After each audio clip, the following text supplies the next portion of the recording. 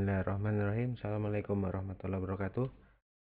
Rekan-rekan, selamat pagi. Berharap kondisi Anda dalam keadaan sehat selalu hari. eh, Baik, untuk meneruskan pertemuan kemarin, hari ini saya akan jelaskan sedikit tentang teori apa itu pengenalan sistem operasi.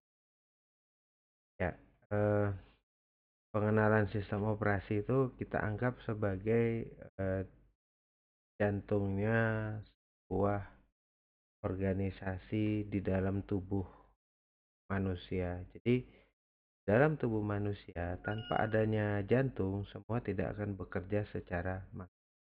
Sama juga dengan sistem operasi. Jadi, sistem operasi ini adalah eh, fungsinya adalah dia bertindak sebagai penghubung antara user atau brandware dengan hardware, yang dimana dia bertugas untuk mengendalikan dan mengkoordinasi penggunaan hardware untuk berbagai program aplikasi bagi bermacam-macam user. Nah, pengertian sistem operasi ditinjau dari 3 sudut pandang yang berbeda. Kita bagi dari beberapa poin. Yang pertama adalah sudut pandang pengguna, yang dimana dari sudut pandang pengguna, sistem operasi adalah alat untuk mempermudah penggunaan komputer. Itu. Nah, terus dalam sebuah hierarki, kita lihat di sini adalah antara komputer hardware, operating system, utilities, dan application program, semua mempunyai fungsi masing-masing. Yang dimana komputer hardware ini adalah yang bertugas mengcombine adalah operating system designer. Yang dimana operating system designer ini dia menata nih, apa sih kebutuhan atau user requirement dari sebuah hardware. Misalnya untuk menginstal sebuah operating system X, dia membutuhkan spesifikasi RAM berapa, terus hard disk berapa, terus VGA-nya berapa, dan sebagainya itu harus ditentukan. Ya, jadi yang mempunyai tugas untuk komputer menentukan dari user requirement adalah operating system designer. Nanti kalau udah seperti itu, jadilah sebuah operating system. Nah, dari operating system itu tidak bisa berjalan sendiri. Dia membutuhkan yang disebut dengan utilities. Yang dimana utilities tersebut adalah dia bersinergi dengan application program.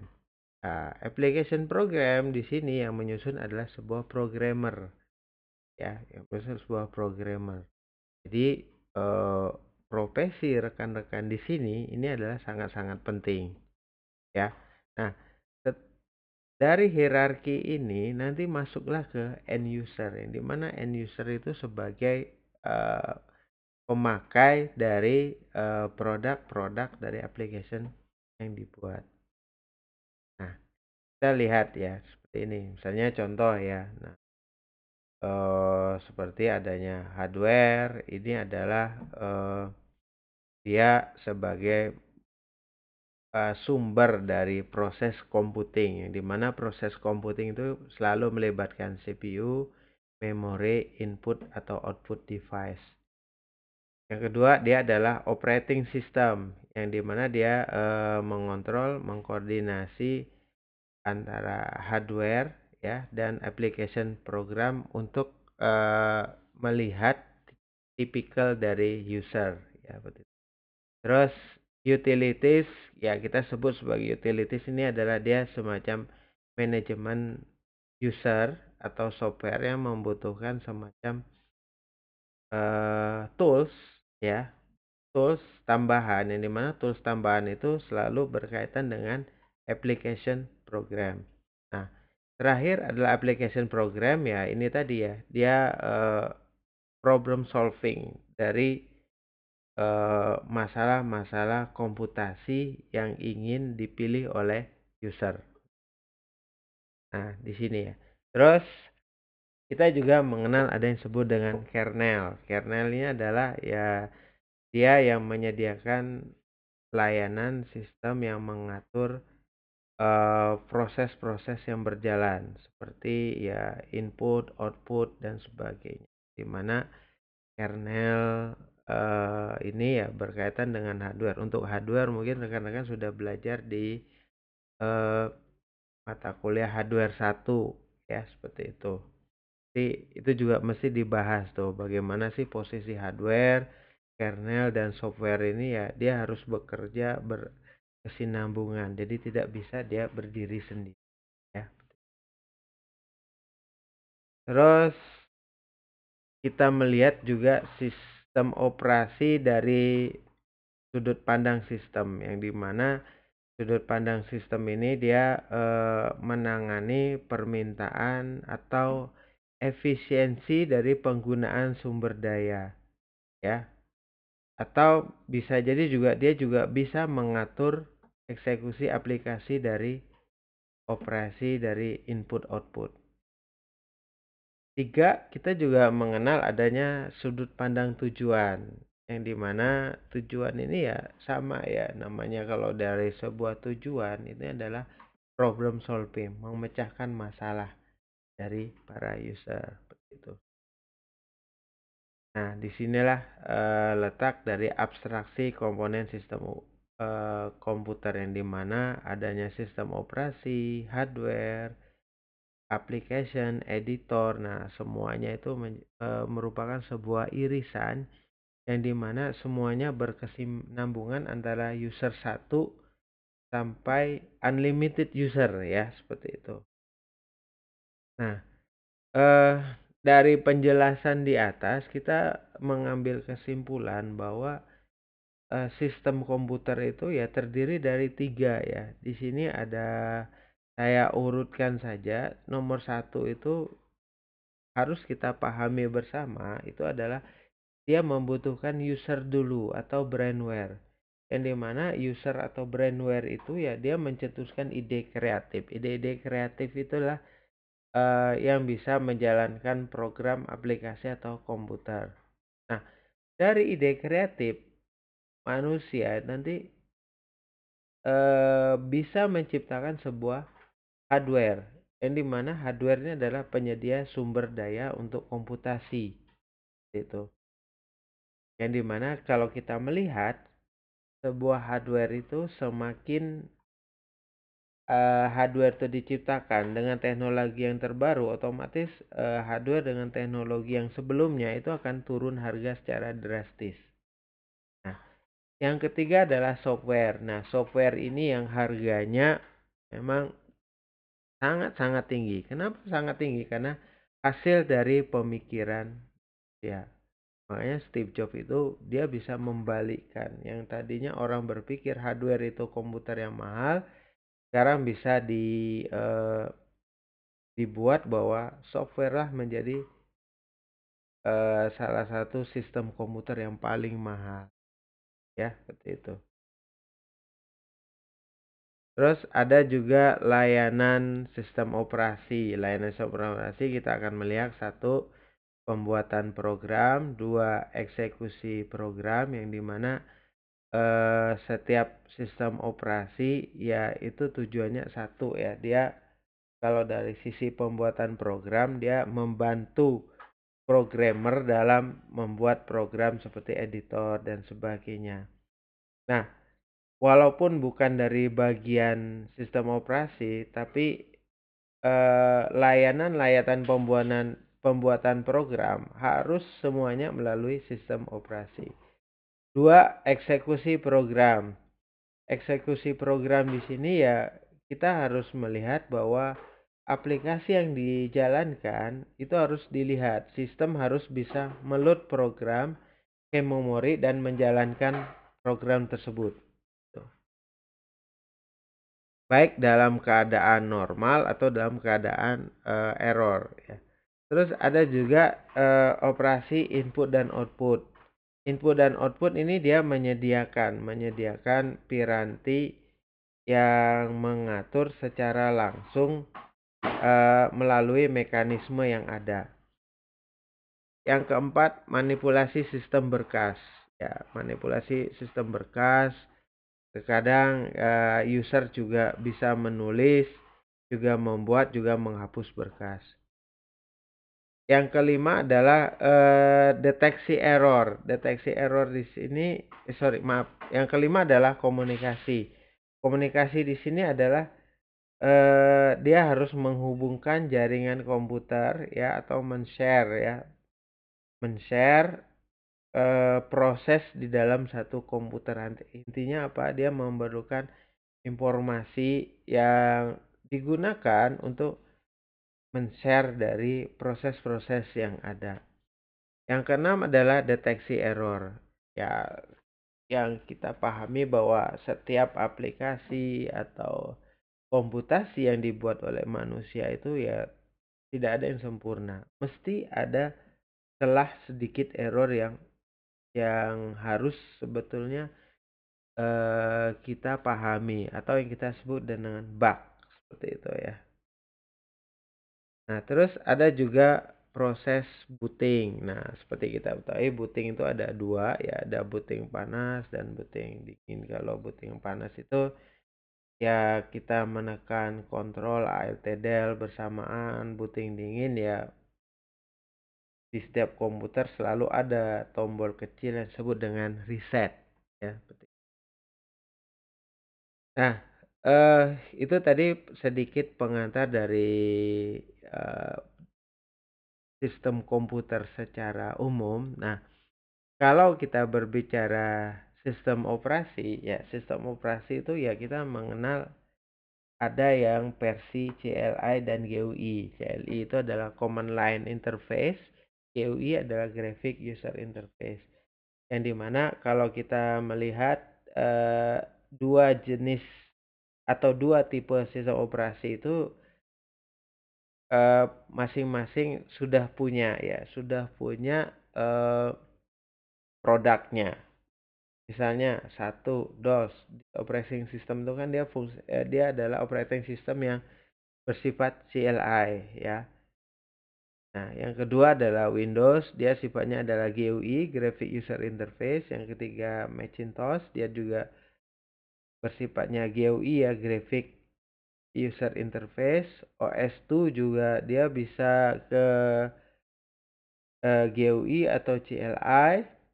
5 Unix orang mengenal dia bekerja dengan CLI, betul ya, memang betul dia rata-rata bekerja dengan CLI, tapi juga ada mode grafisnya.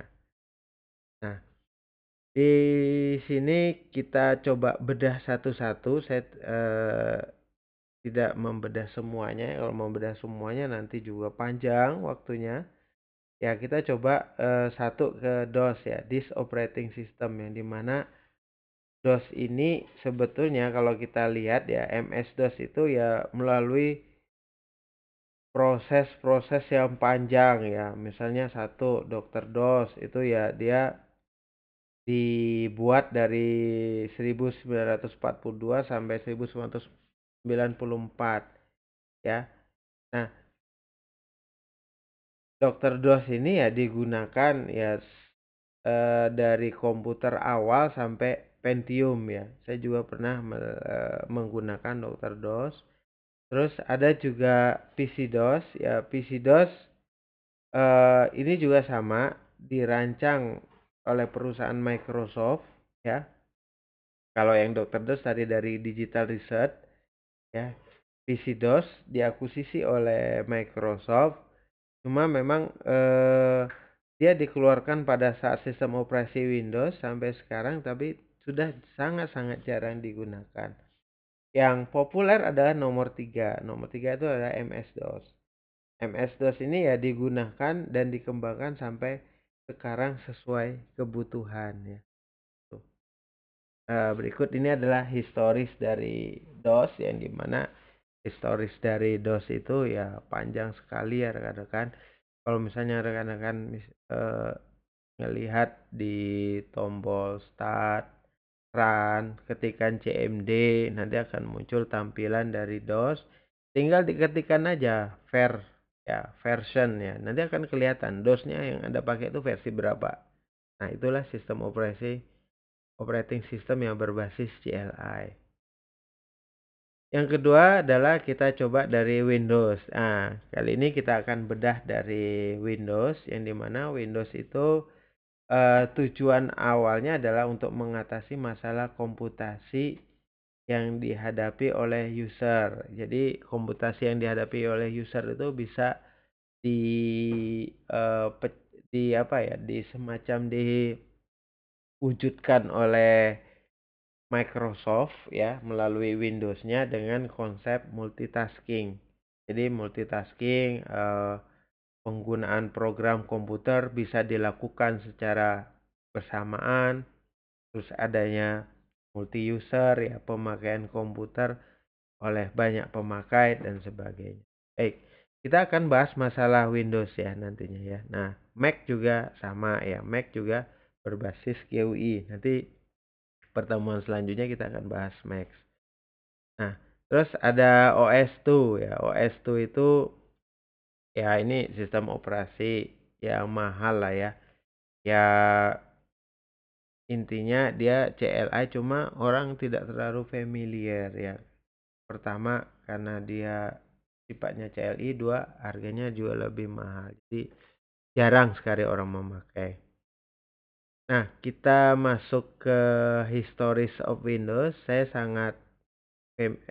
sangat yakin rekan-rekan hidup di antara Windows 1 sampai Windows 10 ya. Di gambar ini yang produk paling populer adalah Windows XP ya, produk paling populer. Kenapa Windows XP? Karena eh, di sinilah Microsoft meraup keuntungan yang sangat-sangat besar ya, seperti itu. Kenapa? Yaitu tadi era keemasan dari sebuah Microsoft itu adalah di Windows XP. Nah, berikutnya apakah Windows tetap populer? Tetap populer, tapi memang Windows XP itu merupakan ya best sellernya dari sebuah produk dari Microsoft ya. Makanya kalau kita lihat Windows 10 itu mereka pengen mendulang kembali kesuksesan sebagai Windows XP. Mereka sudah membuat riset ya yang diterapkan di Windows 7 dan Windows 8 mengganti icon dari Windows XP dengan bentuk shortcut yang banyak. Tapi sekali lagi yang namanya user fanatik itu selalu senang dengan tampilan Windows XP. Akhirnya Microsoft pun melakukan riset lagi, mengembalikan ya di Windows 10 itu dengan konsep dari Windows XP. Nah, yang dimana fitur-fiturnya adalah bisa kita lihat sendiri atau bisa Anda rasakan sendiri dari yang ada ya di sini ya, fitur-fiturnya ya kita lihat di sini ada start menu sampai Cortana dan sebagainya ya. Nah, ini start menunya dia mengcombine dari pemakaian dari Windows XP, Windows 8 dijadiin satu. Itu. Nah, ini juga sama ya, mencoba menjadi one platform. Kalau Anda suka ke grafis ya, grafis atau game ya mesti pilihannya adalah operating system Windows ya. Apakah operating system yang lain tidak ada game? Ada, cuma memang hampir 80% kalau orang bermain game tuh masih PC-nya adalah Windows ya, seperti itu. Grafis juga sama. Terus ada Cortana ya, ini juga sama ya. Jadi semacam kayak eh, Microsoft Assistant ya.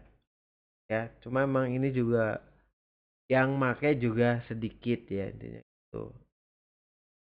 Xbox Apps ya ini juga sama ya. Jadi untuk game dan sebagainya ini juga eh tidak se euforia atau tidak sebanyak yang memakai game-game yang Anda mainkan, yang nggak usah saya sebutkan produknya ya seperti itu. Ada Project Spartan Browser yang tadinya pengen mengambil berapa persen user yang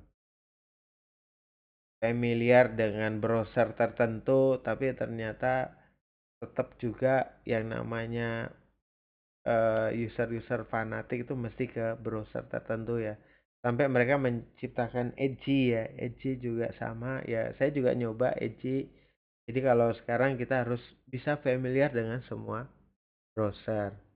Terus ada juga improve multitasking ya, bisa Anda tekan Alt Tab juga, itu juga saya sangat yakin improve multitasking itu dari semua versi Windows itu pasti berbeda-beda ya, seperti itu. Snap Assistant ya, Snap Assistant itu ya tujuannya ya mengambil capture dari apa yang sedang Anda kerjakan, jadi dia bisa menampilkan sedikit seperti itu ya. Jadi semacam view sedikit yang dimana dia bisa menampilkan di screen daripada kita membuka harus beralih ke aplikasi tersebut. Ini ada salah satu keunggulannya. Ya, universal apps ya, misalnya mau nggak mau semua sistem operasi itu pasti punya universal apps. Apa universal apps itu digunakan ya ya tuntutan ya, misalnya ada weather, terus ada currency, ada news dan sebagainya ya. Action setting ya sudah sangat-sangat paham sekali di pojok kanan bawah Anda sudah sangat-sangat explore di sana ya, seperti itu. Tapi tetap ya yang namanya kita orang IT harus bisa berpindah ke all device ya. Minimal tahu, tapi satu yang dikuasai itu. Ya, terus ada Continuum juga sama ya. Jadi model-model hybrid yang dipakai di tablet ya, seperti itu. System requirement ini yang saya bilang tadi di awal ada yang disebut dengan operating system designer. Dia yang mengatur kebutuhan dari uh, operating system tuh mau jalan di mana seperti itu ya. Tuh. Baik, terakhir ya terima kasih rekan-rekan. Baik, mungkin itu rekan-rekan sedikit pemaparan dari saya. Nanti sesi selanjutnya kita akan bertemu di virtual class ya dalam bentuk sesi tanya jawab dan demo secara virtual. Terima kasih rekan-rekan, sukses selalu. Saya akhiri, selamat pagi. Assalamualaikum warahmatullahi wabarakatuh.